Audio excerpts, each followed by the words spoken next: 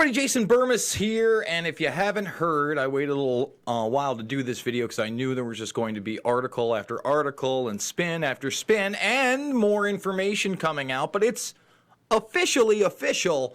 Jeffrey Epstein successfully hung himself.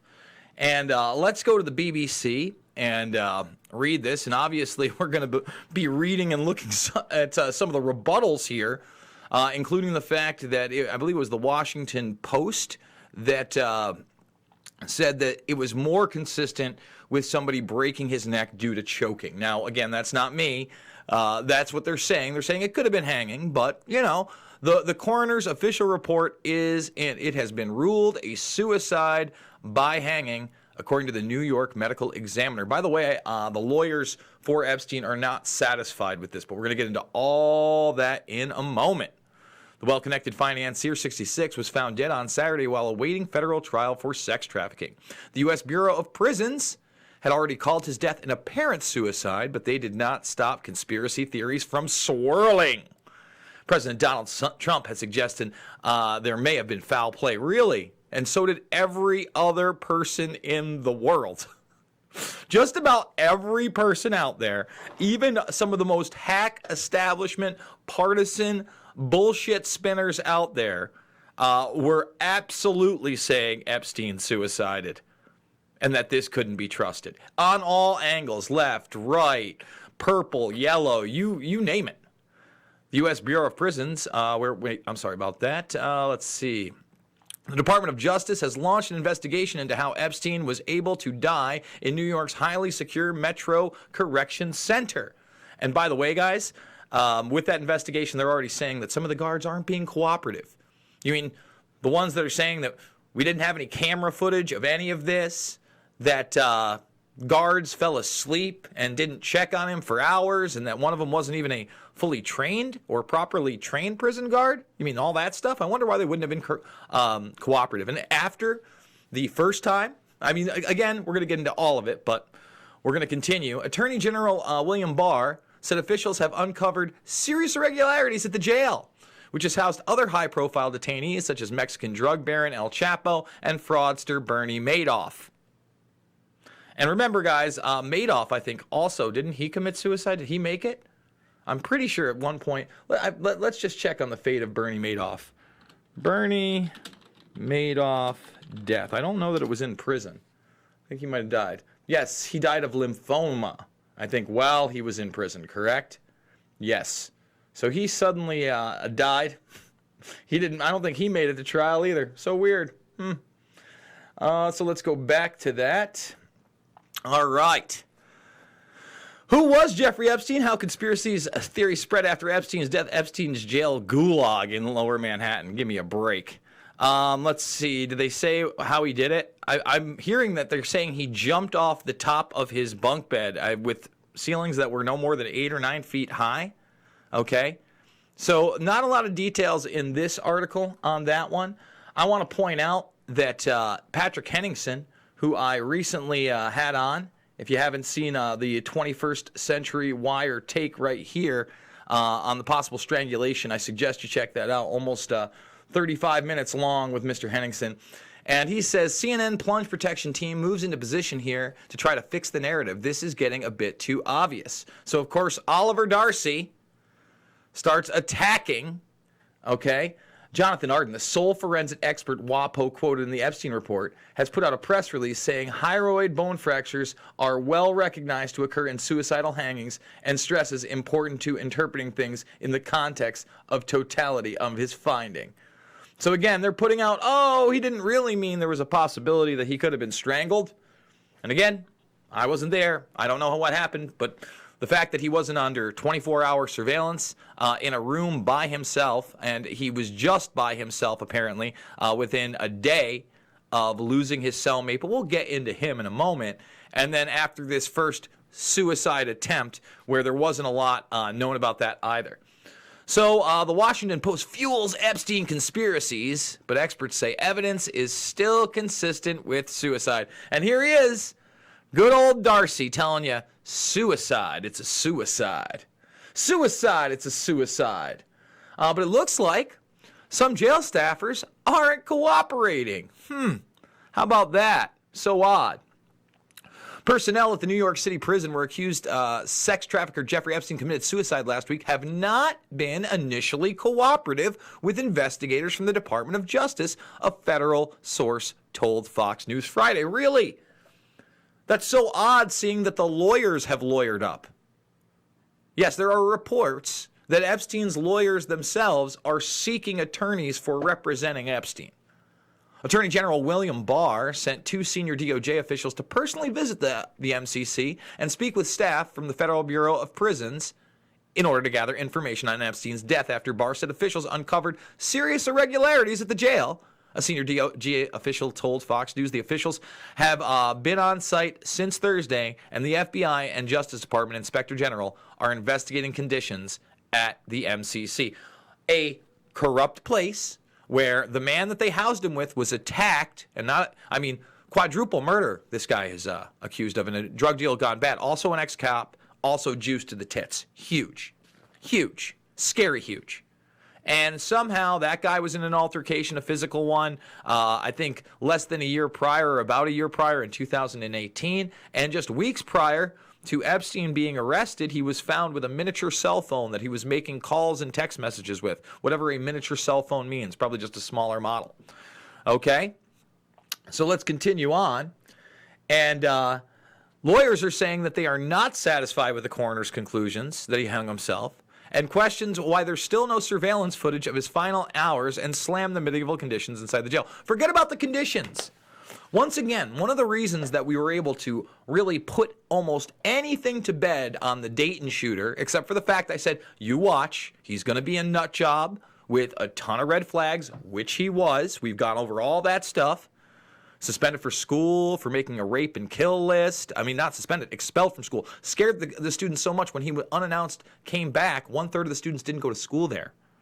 Okay? I told you he was on SSRIs, and guess what they found in his system? Antidepressants, cocaine, and alcohol. Now, we know he was out on the town, lead singer of this metal band. He was fascinated with decapitations and other gore, etc., etc., etc. When that happened, number one, he was taken out in 30 seconds. 30 seconds. Number two, camera footage everywhere. Within, I believe, 12 hours, not even 24 hours, the police had held a press conference. They had shown you that footage. They explained everything to you. And it really, in my mind, really left no doubt that that is exactly what happened. Okay? Now, we could talk about, again, how much he was on the radar. His friend that he shot apparently is a Raytheon employee. They have arrested another suspect in that helped him get the guns and the body armor, et cetera, et cetera. He was calling friends to take them out. There's some questions whether he really wanted to kill his sister or not. They don't know. But I'll tell you what's not in question: the response of the police officers and the fact that we have video footage of the entire event start to finish. Why don't we have this? It's incomprehensible. Again, I'm going to say it again. They should have had a body cam on this guy, on his person, 24/7, and in his cells, beaming Wi-Fi, Bluetooth style to a computer. How much does that cost? If Jason Burmis can afford it with some spare pocket change, for a small PC and a hard drive, you get a DVR system, we're talking a couple $100 max on the most high-profile guy we may have ever put in our prison system. At least that's an American citizen. I see a lot of parallels with him and Noriega, the rumors of blackmail, the power, et cetera, et cetera. Of course, huge amounts of differences there. But Noriega, I'm not sure, I'm pretty sure he's still alive, but he was supposed to be out of jail years ago. That never happened. This guy, he never really saw a trial, did he? Not a real fair one. So now the investigators are saying they're zeroing in on Zorro Ranch in New Mexico. And remember, we talked about his eugenics program and his ideas about cryogenics and possibly getting 20 women at a time to stay at the ranch to be inseminated by Jeffrey Epstein's seed. It all sounds like madness. It all sounds like a clown show, the circus. But this is what's being reported. And, when we go into this and we go into how bizarre it is, and there's Virginia Roberts, Gouffre, et cetera, down on the ranch. Just the fact that they found that painting in his New York apartment we've gone over with Bill Clinton in a blue dress. God, But why hasn't this already been rated? I don't understand.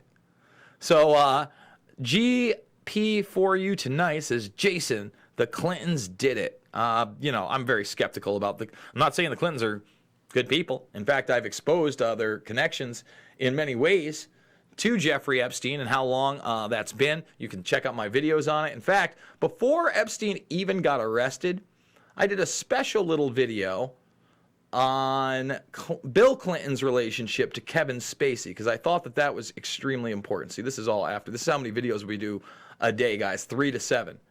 So if you take a look at, where are we?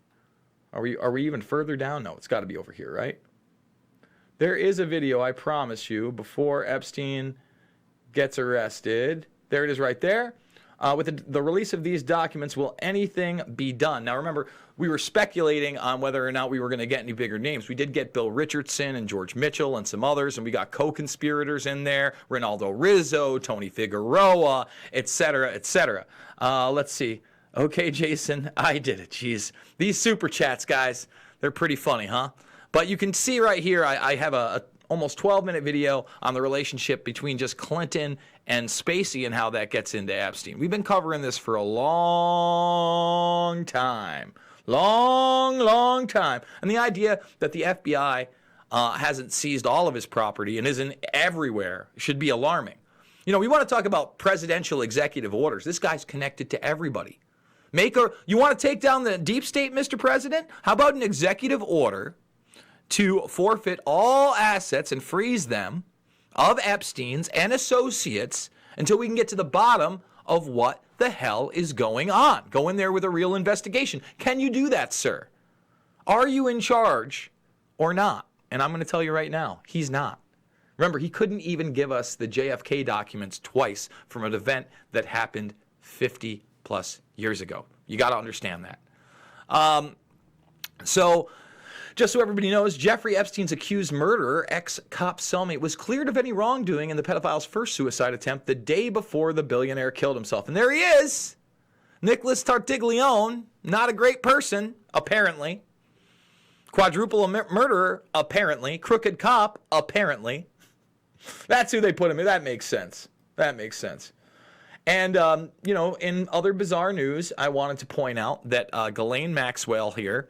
Now, I'm sure she's probably done even more of this, by the way, that this is almost low level. But I wanted to point out that, she was speaking, what was it, a child's school, right? Yes, an elementary school about environmental issues. Because, these guys are philanthropers. They care about the world, et cetera, et cetera. So she's been around. She's just been under the radar.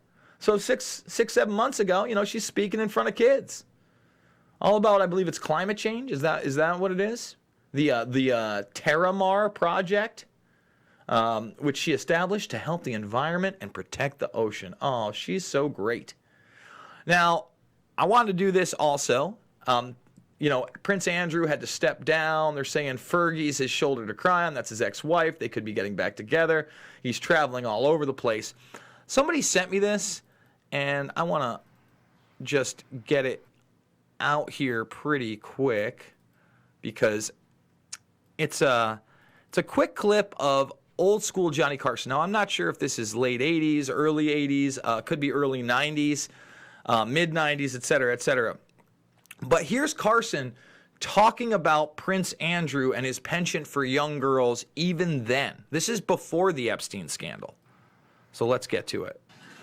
Well, you have a daughter who's a really good-looking chick. Asking, you have a daughter who's a really good-looking chick. Well, you may be able to change her life. Johnny Carson asking, you have a daughter who's a really good-looking chick. Well, you may be able to change her life and improve your financial status. Because Prince Andrew is looking for a new girlfriend. Just drop a nude photo of your little nymphette in a self-addressed stamped envelope and mail it to Royal Affair, Buckingham Palace, London. So right there, Johnny Carson, probably the biggest show, at least the biggest nighttime show in the world at that point, making jokes about sending nude photographs of your little nymphette daughter to Prince Andrew to socially climb. That was out there. It's not like, those were jokes on television when there were about, 8 or 9 channels to choose from, if that. And, you know, one of the more bizarre things about this whole case is that, yeah, it's breaking now, but James Patterson, man, a lot of my work from the last couple of years, if you look at what I was doing 2.5, sometimes almost 3 years ago now on FC, more around 2.5 though, and putting out videos for We Are Change and News for a Change, I took a lot of this from Patterson's novel, which, again, seems to be confirmed in spades. And I mean, they did an extensive piece on it, but I suggest you read the book, Filthy Rich. And they said, oh man, could this be his most chilling thriller ever? Well, I hope he does a follow-up of it, because it had like a 3.5 on Amazon. This guy gets 4 and 5-star reviews for his books. Best-selling author in the United States. And they played this one down big time. So, guys, one more time. Of course, they ruled it as suicide by hanging. It seems like a circus show. The spin is in. I should be doing the Tinfoil Hat podcast on, I believe it's going to be on Monday. I'm not sure when they're going to release it, but I would assume if I do it on Monday, that's going to be released on Tuesday. Tonight, I should be on John B. Wells' show, Arc to Midnight, which is pretty damn exciting. And hopefully we can get more people into the Burmese Brigade. If you're new to this channel right now, again, we do 3 to 7 videos on all sorts of stuff, not just Epstein, not just NXIVM, not just the upcoming 2020 presidential election, Assange, Bilderberg, Conor McGregor. If you want to know some things about Conor McGregor nobody else is talking about, I'm your guy. Weather modification, high-level Hollywood pedophilia, transhumanism, big tech takeover, and much more. So thumbs this video up if you already haven't. Share it out there. You know, subscribe, ring that bell, become a member of the Burmese Brigade. And if you can, this is the last day, and then I'm going to take it down in the next couple days, but tomorrow I'm going to start a new one. The only reason I leave it up for a day or two after it's actually over, I started it on the 17th, as you can see. I take it down after like a day or two because people watch my videos and they go to the link and they want to give to that, which is awesome. So guys, we almost made it. I don't know that we're going to make $440 today, and that's fine. I want to thank everybody that's making this possible so I can do this 7 days a week, 3 to 7 times a day, because it's never been about left or right. It's always been about right and wrong. And with that being said, I'll see you all on the flip side.